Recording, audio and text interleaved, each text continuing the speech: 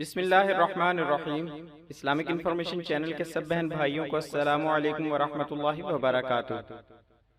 حدیث: رسول اللہ صلی اللہ علیہ وآلہ وسلم نے کون سی جنت مانگنے کی نصیحت کی؟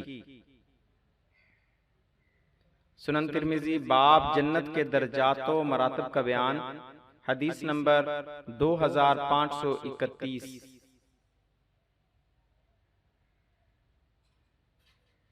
حضرت عبادہ بن صامت رضی اللہ عنہ کہتے ہیں کہ رسول اللہ صلی اللہ علیہ وآلہ وسلم نے فرمایا، جنت میں 100 درجے ہیں اور ہر 2 درجہ کے درمیان اتنا ہی فاصلہ ہے جتنا آسمان اور زمین کے درمیان ہے۔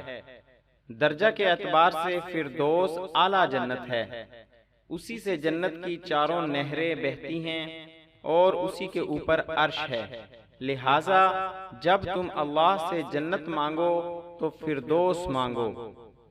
سنن ترمذی حدیث نمبر 2531۔ مزید اسلامی معلومات کے لیے ہمارے چینل کو سبسکرائب کریں اور ہماری ویڈیوز کو لائک اور شیئر ضرور کریں۔ آنے والی ویڈیو سے باخبر رہنے کے لیے بیل آئیکن پریس کریں۔ شکریہ، جزاک اللہ خیرہ۔